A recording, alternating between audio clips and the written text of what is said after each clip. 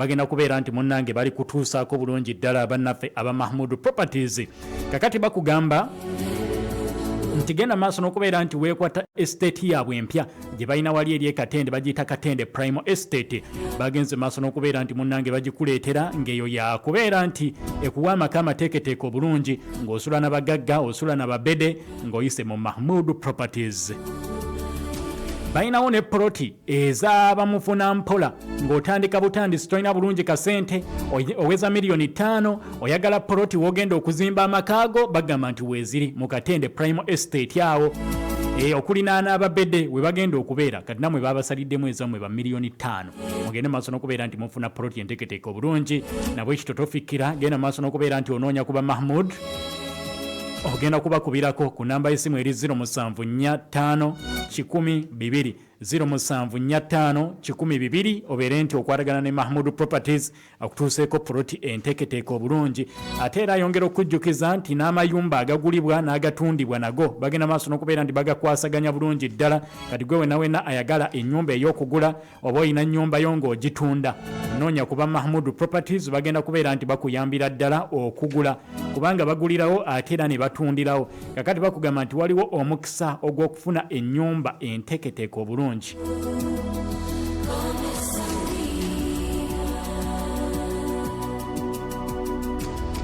Wali eri mu bitundu eby'eggangu balinawo ennyumba bisenge 3 egenda maaso n'okubeera nti etundibwa erimu dining ne sitting room weeri side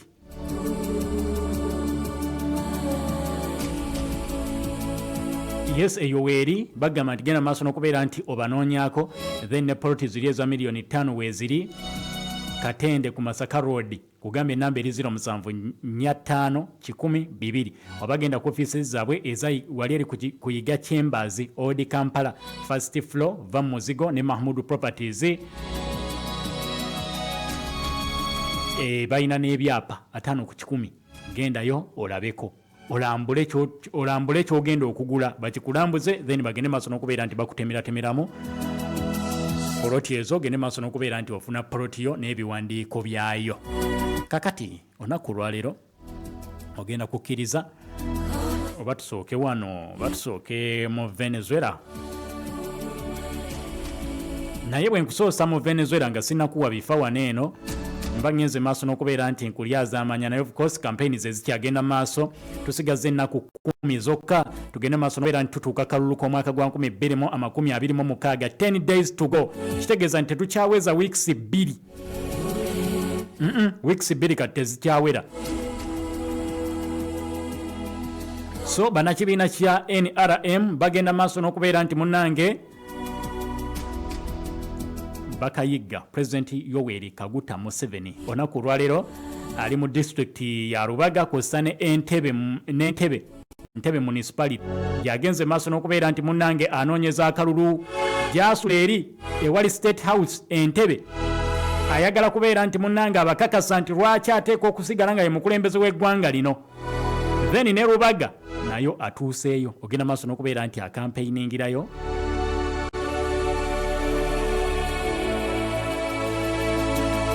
era nga wakiri mu Ntebe olukuŋŋaana olunene bannakibiina ki NRM bagenze maaso n'okubeera nti balutegeka wali ku Wax Playground mu Entebbe municipality okubeera nti ono abanjulira manifesto ye abadde tatuukanga yeeyo kakati ali mu bitundu wano ebya Buganda wagenda maaso n'okubeera nti atambulira President Yoweri Kaguta Museveni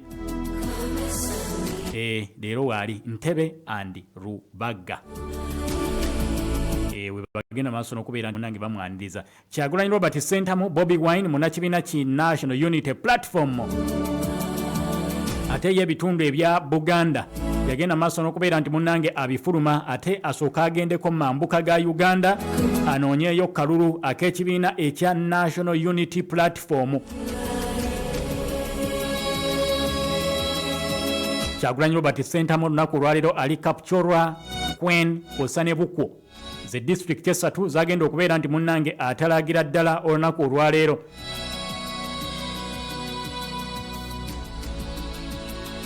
Kyagulanyi ng'agenda maaso n'okubeera nti munnange anoonya akalulu agenze maaso n'okubeera nti yeemulugunya nga yeemulugunya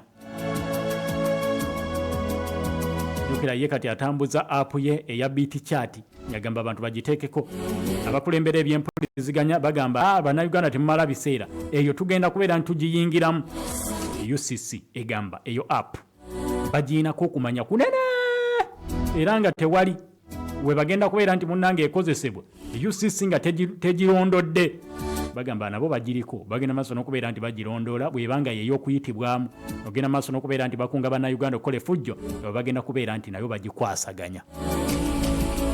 So munnakibiina kya NUP eyo gyali. Munnakibiina ekya FADA kya FDC Nathan Nandalamafabi James ye akalulu akanoonyereza olunaku olwaleero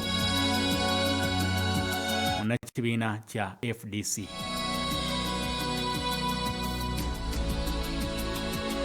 Ono jjukira olunaku olw'eggulo yagenze maaso n'okubeera nti asalako ebitundu ebyekaseese era abo bagenze maaso n'okubeera nti munnange bamwota buliro n'ababuulira enjiri ye eya putting money in the pocket n'abagamba bateekwa okubanja accountability ku bakulembeze bonna be bagenda okubeera nti munnange bateekayo mu lukiiko olukulu olw'eggwanga kw'ossa ne mu ntebe ennene ey'eggwanga kw'ossa n'enkulaakulana etagenda maaso nakubeera nti esosola mu bantu.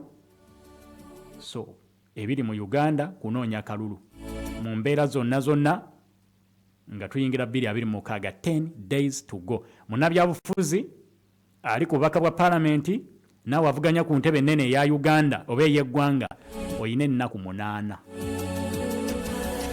wiiki emu oyina ennaku 8 ogenda maaso n'okubeera nti omatiza bannayuganda ku biki byogenda okubeera nti munnange obakolera mu kisanja ekiddako.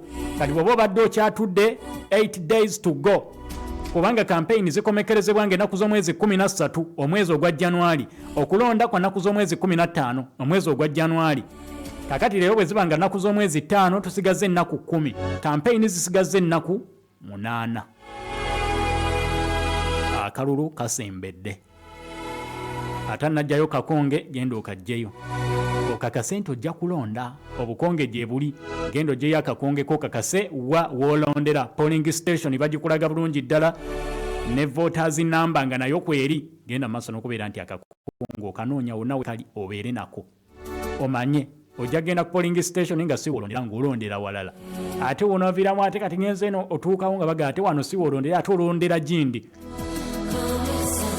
So kati okakasa nti onaalondera mu kifo ekyo kirungi nnyo akakonge kakulaga oba ogenda okubeera nti olondera. So genda okajjeyo mu nnaku ezo 8 mu nnaku ezo 10 obeere ready ogenda maaso n'okubeera nti olonda omukulembeze yenna gw'oyagala. Kakati mugenda kukkiriza olw'ensonga enkulu egenda maaso munda mu ggwanga erya Venezuela. Tusale busazi tuyingire Venezuela. Eggwanga libadde likulemberwa Nicolas Maduro.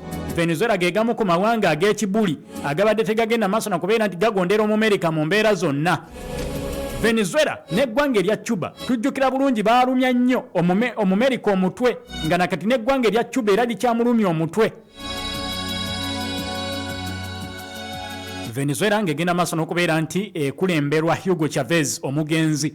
Enfa ya Hugo Chavez eriko ebibuuzo bingi n'engeri gye yagenda maaso n'okubeera nti atawanyizibwamu obulwadde bagamba nti Omumerika yali akimanyiiko. Laba bw'agenda maaso n'okubeera nti avaawo yali ateeseteese Nicolas Maduro okubeera nti amuddira mu bigere era omuvubuka ono Nicolas Maduro omulimu yagukwatira ddala bulungi ogw'okulembera Venezuela era Venezuela neetinta buto wakati mu kujeemera Omumerika ku byonna ebigenda maaso n'okubeera nti bikolebwa.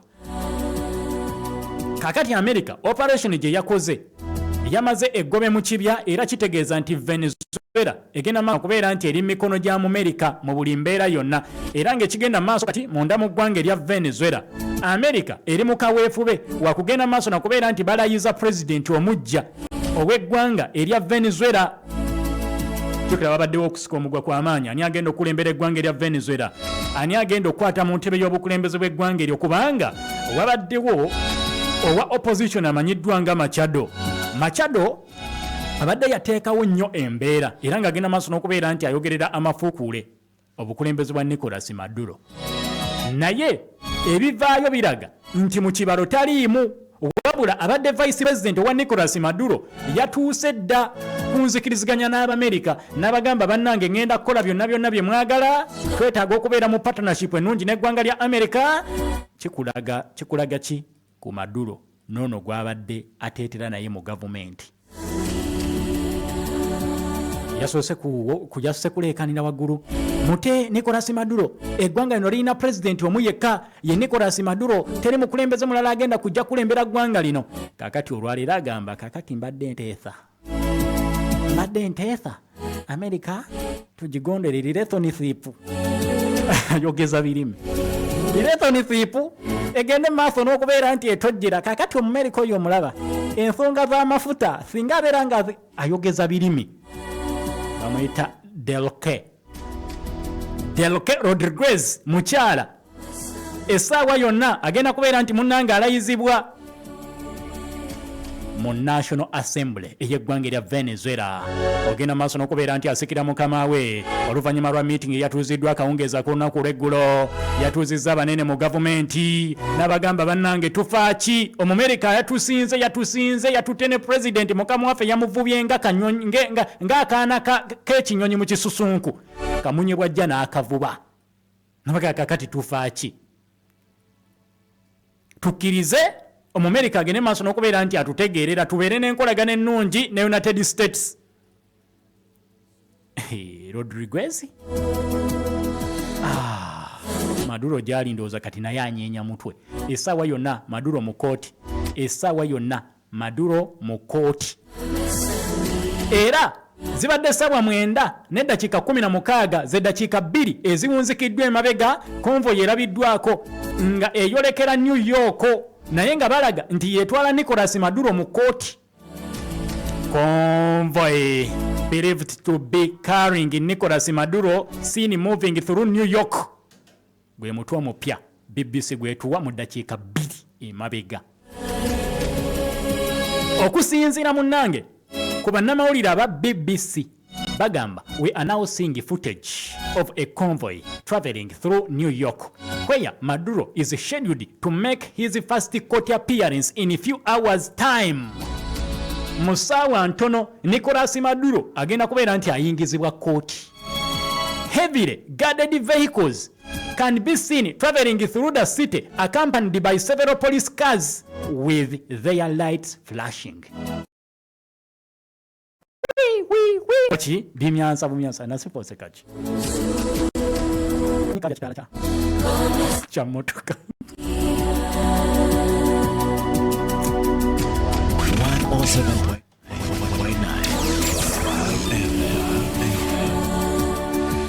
107.9 mwana Nasifu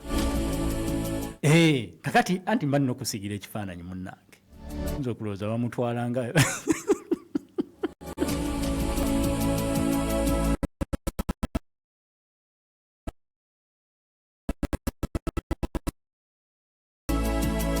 Chokeno Vice President we Delke Rodriguez aliseti ogenda maaso n'okubeera nti alayiranga Venezuela's interim president. Supreme Court yagenze maaso n'okubeera nti ono emukakasa ogenda maaso n'okubeera nti afuuka president ow'ekiseera mu weekend oluvannyuma lw'okutwalibwa kwa Nicolas Maduro era nga ono agenda kubeera nti alayirira mu National Assembly mu lukiiko olukulu olw'eggwanga nga baggulawo olutuula lw'omwaka omujja wagenda okubeera nti alayizibwa batandise omwaka mupya n'omukulembeze mupya abadde vice president kati ye president. So katuwulire ku bigambo bino bya president wa ggwanga lya America Donald Trump ng'ayogera ku ggwanga erya Venezuela. Trump alina ekigambo ky'akozesa agamba making Venezuela great again nga bwe bagambanga making America great again kati bagamba making Venezuela great again. Donald Trump. Who's in charge? Because I'll give you an answer and it'll be very controversial. What does that mean? We're Trump awo yabadde agenda maaso nakubeera nti ayogerako ne bannamawulire ne bamubuuza ekibuuzo naga don't ask me who is in charge because I will give you an answer. Tombuuza ani ali in charge mu ggwanga erya Venezuela lindirira ngenda kuwa answer. because I'll give you an answer and it'll be very controversial. What does that mean? N'agamba nti naye mu kaseera kano eri very controversial ani ali in charge. We're in charge. Ne bamubuuza kaakati naye nga ani ali in charge n'abagamba we are in charge. America ffe tuli in charge of Venezuela. The country is a mess. A country is a mess. Eggwanga lya Venezuela mess mwereere. Liri awo teritegeerekeka. tosobola kugamba nti kati likwata direction eno bali awo tebamanyi nabo kye baliko. The country is a mess. It's been horribly run. The oil is just flowing at a very low level. Ebadde awo gwanga teritegerekeka balina amafuta lirwanibwa engeri gyabadde arwaninga eggwanga ng'alirwaninga mu ngeri etategerekeka. Amafuta gali awo gajja mpolampola, balina amafuta mangi naye nga gatonnya butonnya. Kale katonda bwe kati twagala amafuta gabe nga gajja mangi, gali ku low level, amafuta gaflowinga at a very low level. Much lower than, even if it was badly run, it should have. Ne bwe babeera nga bafugibwa bubi, ne bwe nga eggwanga lifugibwa bubi nnyo, it should have more income, more oil than we did. Liteekwa okubeera n'amafuta mangi, sente nnyingi nga ziika mu ggwanga erya Venezuela. Bali awo bazannya buzanyi, mulina amafuta mu ttaka, mutonyeza katonda bwe muti, mulina amafuta mangi. More income, more oil than what they're doing. So we're going to have the big oil companies go in. So kakati tugenda kubeera nga tudiiringa ne big oil companies mu ggwanga erya Venezuela. They're going to fix the infrastructure. They're going to invest. Era kati tugenda kufikisingayo infrastructures, tugenda kuteekayo sente ng'Amerika mu Venezuela nga nnyingi, tugenda kusiga sente nnyingi mu Venezuela. We're not going to invest anything. We're going to just. Tetugenda kukoma bukomi kuteekayo sente, tetugenda kukoma bukomi kuteekayo buli kyonna kye tusobola, wabula tugenda kuteekenga care of the country. Eggwanga eryo tugenda kulikwata tuliwembejje nga mwana waffe bwati. Ffe tugenda okuleera eggwanga erya Venezuela. Oyo Trump. Care of the country. We're going to cherish the country. We're going to take care, more importantly, of the people. Cuba looks like it's ready to fall. I don't know. Nagamba kakati bw'otunuulira eggwanga erya Cuba, simanyi na kumanya oba bagenda kubeera nti kino bakigumiikiriza, but Cuba now has no income. Cuba teyina sente, bali awo agamawanga gafugibwa bubi, kyobala kati Cuba banaku n'abalangira obunaku. If they're going to hold out. But Cuba now. Kati bw'otunuulira Cuba now, No income. They got Cuba teyina income, litunuulire. all of their income from Venezuela. Kati babadde zonna sente zaabwe, sente ze bafuna bazifuna mu ggwanga lya Venezuela. Kati bagenda kulyawa bagende bayenga enfuufu. Aba Cuba, they got all of their income from Venezuela. From Venezuela oil. Amafuta ga Venezuela ge badde bajja mu sente aba Cuba, kati bagenda kulyawa abasajja batu bali awo tebamanyi kiddako. Oyo mukulembeze w'eggwanga lya America, Donald Trump. Kakati tuba tuli awo amaze okugamba nti bagenda kulwaninga eggwanga lino erya Venezuela nga abakulembeze oba abafuga amafuta g'eggwanga erya Venezuela. Ekyazze mu kifaananyi nti America egenda controllinga Venezuela n'ebyobufuzi byonna, but America egamba no, ekyo tekyetaagisa, seetaaga fuga Venezuela na bya mafuta simanya biki byonna. Nina wensobola okukwata Venezuela n'etambulira ku ntoli zange wa Marco Rubio naye alina bye yatuwadde ng'ate nabyo bikulu nnyo obiwulire. Mbikuwe?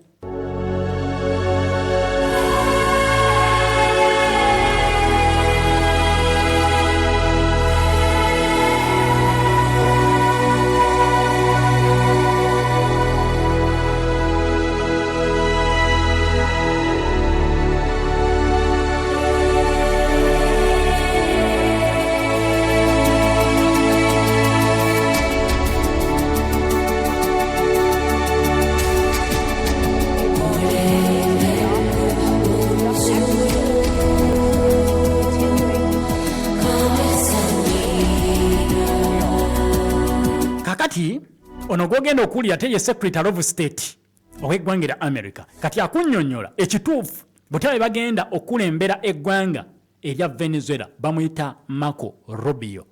Byonna nagambye nti mbikuwa nogenda maaso n'okubeera nti otegeera Omumerika yaani. Kakati bakutte eggwanga erya Venezuela. Trump ng'amaze okugamba tugenda kukulembera eggwanga eryo paka nga literedde, tugenda kufuuka bakalabaala ba Venezuela paka nga Venezuela eteredde. Kitegeeza nti bino Marco Rubio byagenda okugamba buli ggwanga lyonna libadde lifuna amafuta nga ligajja mu Venezuela kigenda kubeera kizibu. Amerika yageekutte gaafuuse gage nti kati Omumerika yasalawo lyato ki meeri ki gyatunda amafuta aga Venezuela, era agamba balina ne court order egenda maaso n'okubeera nti efuga Venezuela n'amafuta gaayo.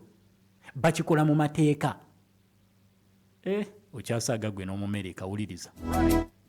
Sooka empozinge wano kantu kannasiifu kano tukayimirizeemu bwe tuti olire ebigambo by'ono nga tutandika okwetegereza ensonga zonna mu programu eno ono bamuyita Marco Rubio.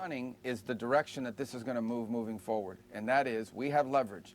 And that leverage that we have with the armada of boats that are currently positioned allow us to seize any sanctioned boats coming into or out of Venezuela, loaded with oil or on its way in to pick up oil, and we can pick and choose which ones we go after. We have court orders for each one. That will continue to be in place until the people who have control over the levers of power in that country make changes that are not just in the interest of the people of Venezuela, but are in the interest of the United States. What we are running is the direction that this is going to move moving forward. Kakati chetuli mu kutambuza ye direction gye twagala okutambulizaamu eggwanga ligende mu maaso erya Venezuela. And that is, we have leverage. Ekyo kitegeeza nti tulina obuyinza, tulina force, tulina obuyinza obusobola okubeera nti tukola ekyo. And that leverage that we have with the armada. Obwo obuyinza bwe tulina ogenda maaso n'okubeera nti tukola ekyo. Tulina almada ey'amaato mangi. Amerika yaleese amaato mangi mu ggwanga lya Venezuela era essaawa eno waayogerera gali positioned mu bitundu ebyenjawulo. Nga position we bagatadde gabasobozesa okusobola okulaba amaato gonna agayingira eggwanga lya Venezuela n'emmeri eziyingira eggwanga lya Venezuela. Ebyo ebiyingira Venezuela oba ebifuluma Venezuela nga batiseeko amafuta oba nga emmeri ezo oba amaato bigenda kupiikinga amafuta mu ggwanga lya Venezuela. Tubiraba byonna, ffe tusalawo mmeri ki gye tuwamba, mmeri ki gye tuleka egende. Tusobola okulonda emmeri yonna gye twagala okugoinga after ne tugikwata ne tuginyweza oba eryato ne tulinyweza lye twagadde. Tulina court orders okukola ekyo. That will continue to be in place until the people who have control over the leverage. Era kino kigenda kusigala nga kigenda mu maaso okutuusa nga abantu abalina obuyinza okuteekinga power ez'eggwanga lya Venezuela oba okulembera eggwanga lya Venezuela bamaze okubeera nti bajja abalina obuyinza okulembera Venezuela nga bazze. Power in that country make changes that are not just in the interest of the people of Venezuela. Nga aba bagenda okujja okulembera Venezuela bateeka okubeera nga basobola okukola changes okukyusa mu bukulembeze bw'eggwanga lya Venezuela naye nga bye bakola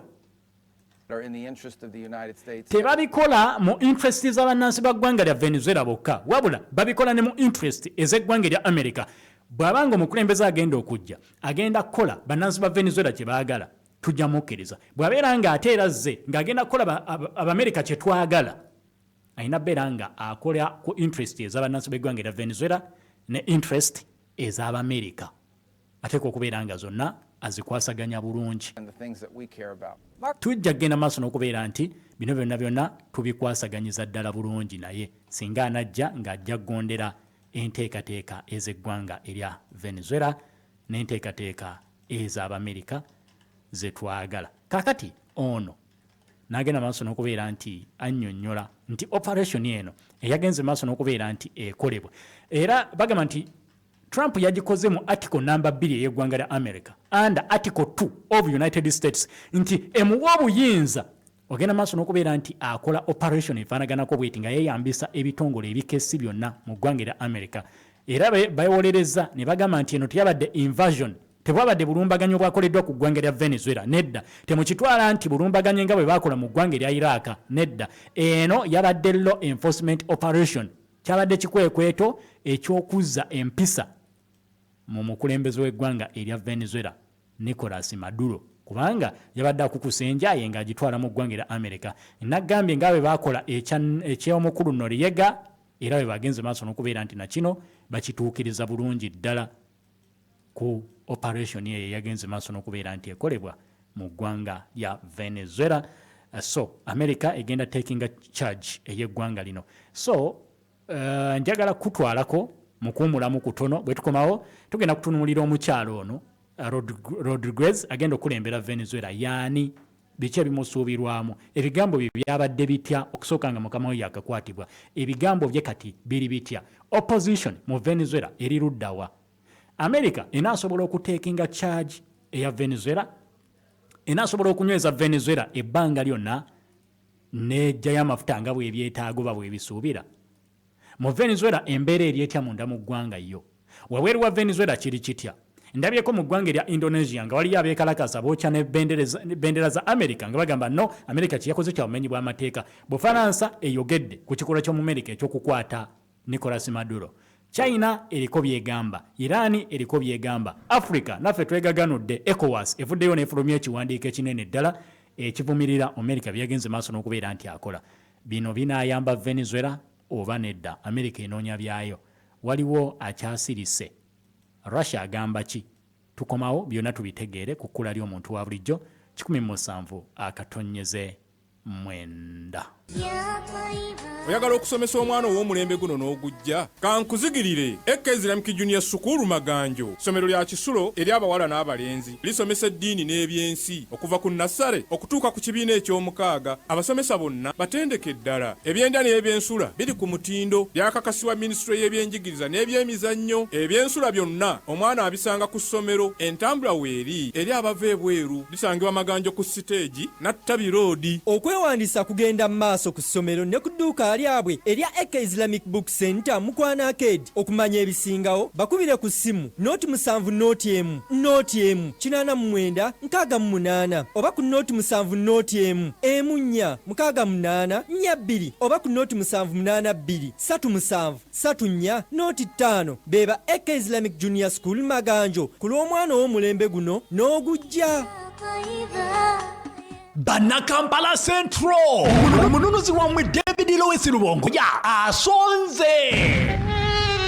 Kampala abadde n'ebizibu bingi ebyobusuubuzi ebitateredde, amataba mu kibuga n'okulema okupulaningira Kampala obulungi, emisolo egyakaweerege, obutale obutafiibwako, n'abavubuka abatalina mirimu ne bakozesebwa okumenya amateeka. Kati byonna David Lewis Lubongoya byaza okutereeza. Abaana ba ghetto mwenna, aba bodaboda, abasuubuzi, ab'omu butale, Lubongoya ye waffe alina omutima ogwa zaabu, awuliriza, afaayo. Yasanidde okukosibwa ekitundu kya Kampala Central olw'okufaayo kyova olaba abeera mu bifo 6 mu ssaawa emu. Ne mutuuka n'okwebuuza oba Lubongoya yeebaka ddi? Londa David Lewis Lubongoya ng'ennaku z'omwezi 15 January 2026 ng'otiikinga wali umbrella ojja kuba otiikinze David Lewis Lubongoya ng'omubaka wa paalamenti owa Kampala Central. David Lewis Lubongoya esigi ye waffe mu ghetto. Bannage musayi kaamadi ng'osikasika abazzukulu obatwala wa? Ndeka sirina budde mwanange ngenda Kenya. Ate kukolayo ki? Batwala kusoma ate wano wakyaliwo essomero. Abasomesa basiiba mu firimu bw'abaana babalagabula ki firimu. Okakasa. Nze nga nziramu ebyo leka gwe ne ŋŋenda. Naye wano bunnansana essomero erisomeseza ku mutindo gw'ensi yonna. Ryan Classic Islamic Nursery and Primary School. Kale kambatwale eyo. Ryan Classic Islamic Nursery Day and Boarding Primary School ly'essomero omuzadde mw'osaanidde okutwala omwana wo. Anti balina abasomesa abatendeke abali ku mutindo gw'ensi yonna ng'ate eri ku musingi gwa busiraamu. Basomesa ebyeddiini n'ebyensi okugattako ebyemikono nga n'ebitone by'abaana babitumbula. Basangibwa Nansana Kabulengwa ng'ovudde ku Kyebando Road. Bafune ku ssimu 0704 oba 0782 beba Ryan Classic Islamic Nursery and Primary Day and Boarding School e Nansana Kabulengwa. Owange oli otya leero? Ndi bulungi. Twetegekera nnaku nsobole okubaako n'abantu b'ennyamba okubawa ku mmere. Lowooza ku bulamu bw'abantu. Tulowooza ogula obulunga bwa kasooli n'eŋŋano okusobola okukola obuugi ne capati. Era amagezi g'enkuwa kwe kukozesa akawunga n'eŋŋano ebya Supreme ebikolebwa aba Mandela Millers. Spring Flour agira mu bulungo obwa kasooli n'eŋŋano alimu ebirungo ebizimba omubiri ateereddwamu ebirungo ne vitamins 9. Eŋŋano ya Supreme egonda era ng'ekozesa ne butto mutono. Musange mu supermarkets ne mu maduuka gonna okwetooloola eggwanga. Spring Flour akolebwa aba Mandela Millers ebisiga ku roundabout Masaka Road. Mpulidde Kamenya ne Mahmood Properties savinga ogule ettaka ku kibanja mpola ne Mahmood Properties. Essimu noti 745 10 2.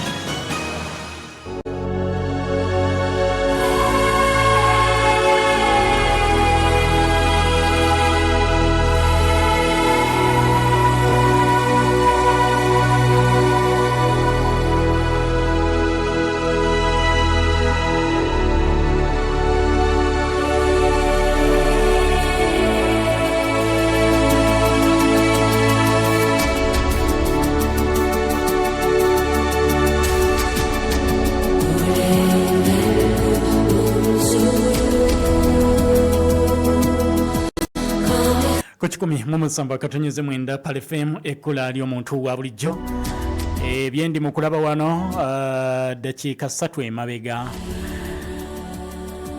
mukyala wa Nicolas Maduro ye alabiddwako yatuuse dda mu Manhattan. Maduro ne mukyala we bagenze maaso n'okubeera nti bateekebwa mu nnyonyi kika kya helikopita mu Manhattan.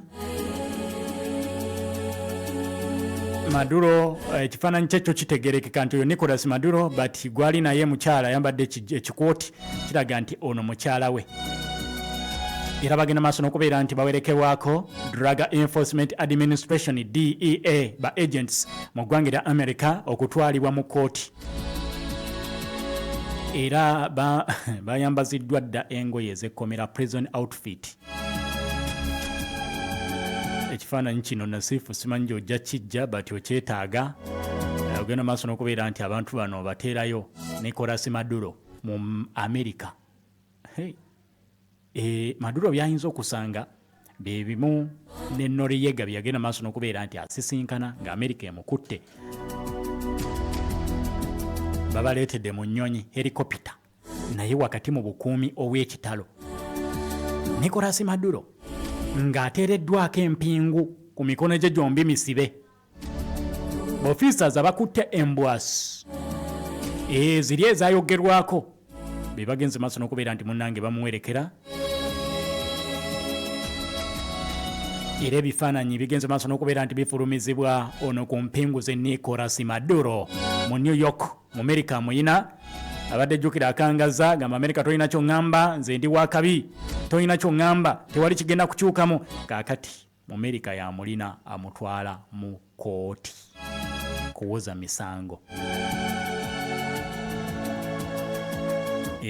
Amutwala mu kooti kuwoza misango. Buvidiyo bugenze maaso n'okubeera nti bufuluma bungi nnyo. Ono nga ali in custody. B'Amerika nga bamulina. Empingu zo tezimuvaako. Musajja bulijjo ayambala bamuwadde ssebo ngatto ya niigi na sanda lyokya n'okwokya. Engatto ze bamuwadde sanda libabula n'okubabula Nicolas Maduro. Abamuyina be ba DEA Drug Enforcement Administration. Basajja babiri bamukutte, omu amukutte mukono gwe n'ono amukutte mukono gweri. Nicolas Maduro bamulina Abamerika gende maaso n'okubeera nti awoza emisango lwaki abadde akukusa enjaye neyingira mu ggwanga lyabwe kyokka nga bamugambako nga yeekazaakaza.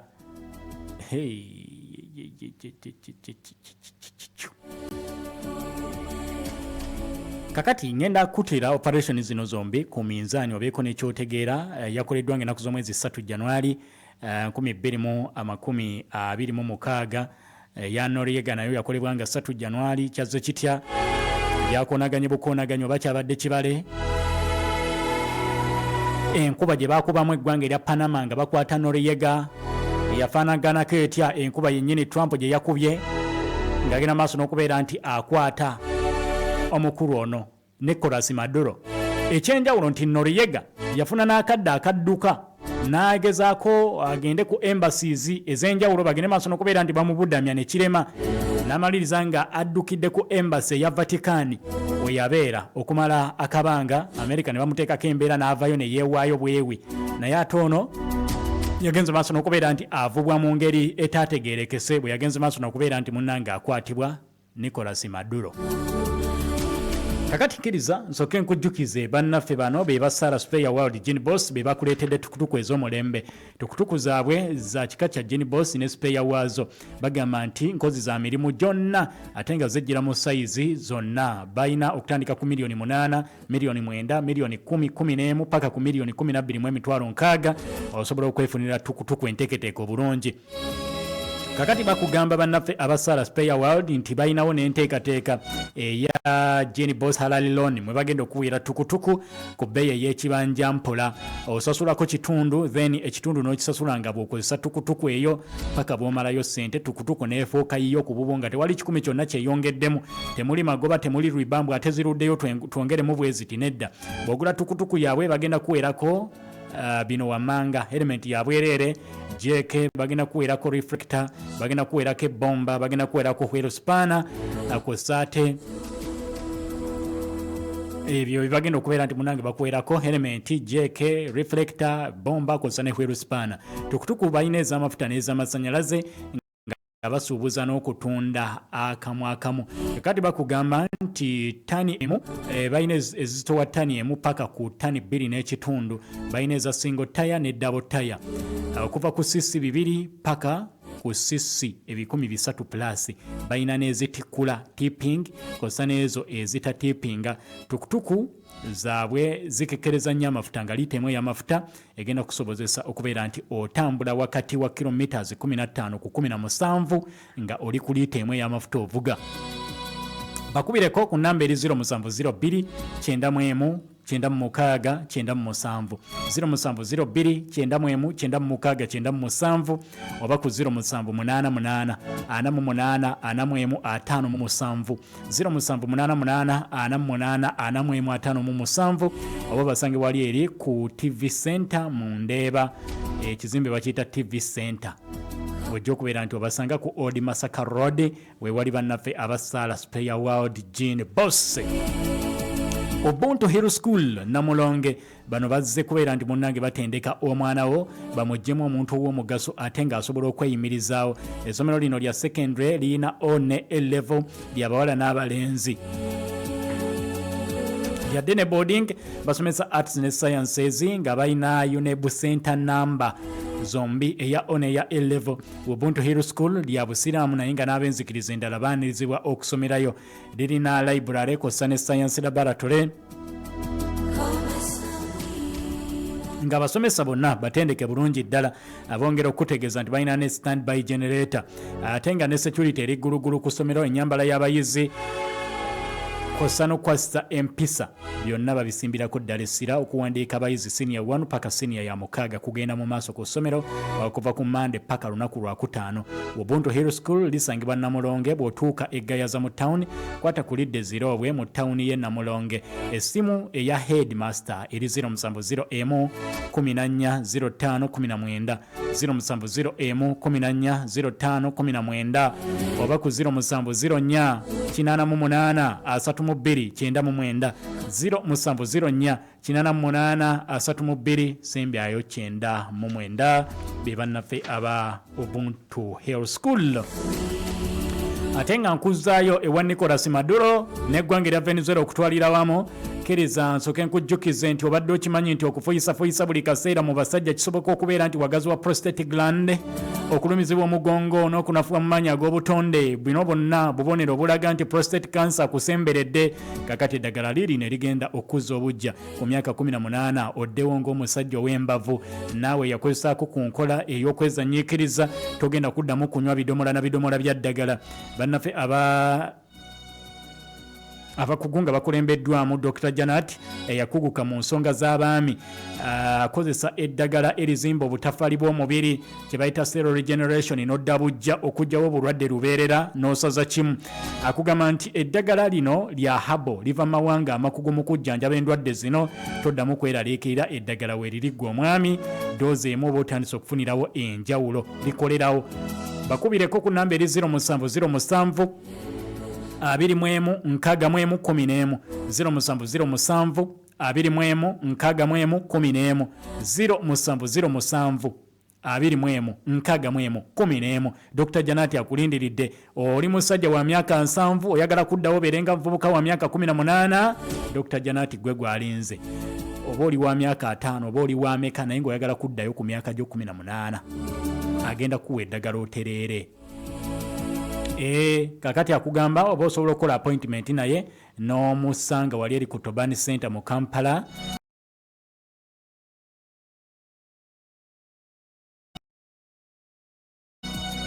munnaffe oyo Dr. Janet abeere nti ate akujjanjaba kati njagala tugende maaso n'okubeera ntwetegereza operation eyakutte Nicolas Maduro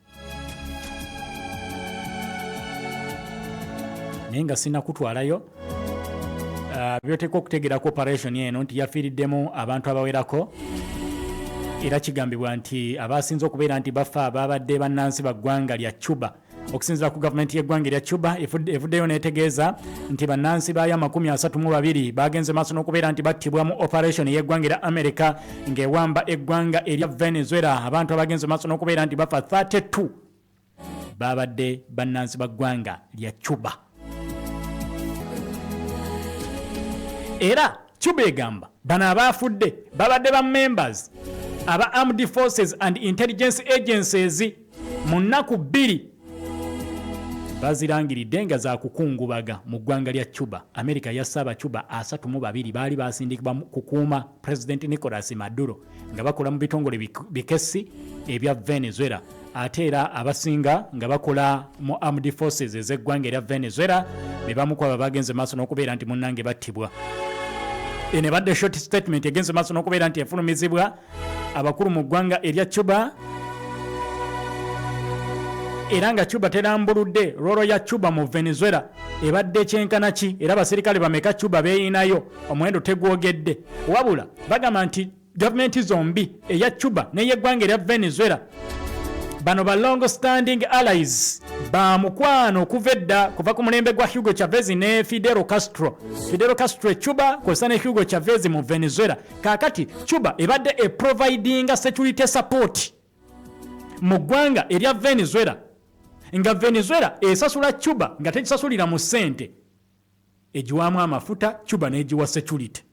Abacuba obamanyi gugamba lwaki bakugamba banasifu baba bagenda osamba omupiira bagamba abo bacubye bagenze ne baleeta Abacuba balungi nnyo mukola ebicuba. Ndowooza omuganda yamanya ebintu abyanguya mukola ekicuba. Kakati Abacuba abo ojjukira na wano bwe twafunamu obuzibu bw'abasawo nga beekalakasa ne batusuubiza nti waliyo abasawo Abacuba abajja okujja bakole yo omucuba ekiganye kyamaliriza munnansi w'eggwanga erya Cuba, ekiganye mu ggwanga eddala kyamaliriza. Kakati bacuba ne bagenda baleeta Abacuba bagende bakole obucuba mu Venezuela bakuume president wa Venezuela n'okufeedinga information, era baludde nga kino bakikola. Kakati president w'eggwanga erya Cuba Miguel Diaz-Canel yavuddeyo n'ategeeza nti Cuba ebadde providing security to Nicolas Maduro and his wife. Kati Abacuba America yalese basse 32 okutwala Nicolas Maduro. Omucuba yagambye nze okutwala Maduro mumala kunzita, era balese babasse. Omumerika operation yagitiddemu Abacuba 32 ey'okutwala Maduro. Ekyo nakyo kitegeere abasajja abadde bakuuma Maduro Cuba ye yabaweereza, tuwe amafuta tukuwe basooja bakuume. Official statement eva mu gavumenti ya Cuba bategeezezza our compatriots fulfilled their duty with dignity and heroism and fell after fierce resistance in direct combat against the attackers or as a result of bombings on the facilities. Abakuumi baffe, basajja baffe, abalwanyi baffe Abacuba batuukiriza obuvunaanyizibwa bwabwe obwabatumibwa mu ggwanga erya Venezuela, baafiiridde ku mulimu nga balubu. Wakati mu kitiibwa, wakati mu buzira baafudde naye nga bataddewo fierce resistance ey'amaanyi ku Mumerika nga bagamba tufa naawe teri gy'otwala Nicolas Maduro. Amerika yabasse nga bali ku mulimu nga balubu bwe baafudde. Abamu baafudde masasi ate abandi bomu ezagenze maaso n'okubeera nti zisuulibwa ku facilities ezabadde zirina okusooka okukubibwa Amerika atuukirize mission ye. Venezuela tennavaayo kubeera nti munnange ekakasa bantu bameka abaafudde nga Amerika egenze maaso n'okubeera nti erumba mu compound eya Nicolas Maduro ku lunaku olw'omukaaga mu kibuga Caracas. Okusinziira ku mukutu ogwa New York Times gutegeeza nti waaliwo reports ezivaayo ku lunaku lwa zaafulumye jjo ku Sunday nti death toll ey'abantu abattiddwa America ng'ez'okukwata Nicolas Maduro babadde nga 8, abalwanyi n'abatali balwanyi. Naye nga figa eyo esuubira okubeera nti munnange erinnya Omumerika yasse abawerako okutwala Maduro, yasse abantu abawerako n'okusingira ddala nga abamu babadde bannamagye.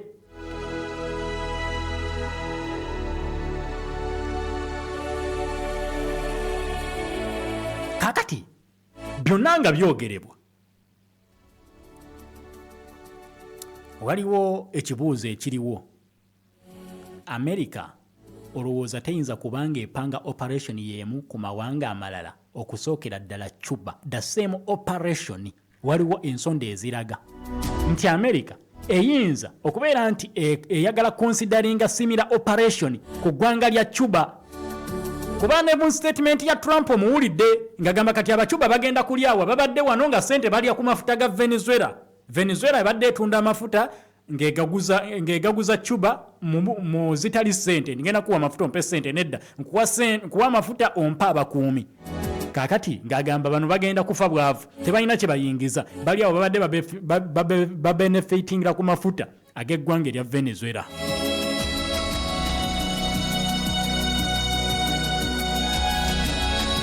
Kaakati statement ya Trump yabadde egamba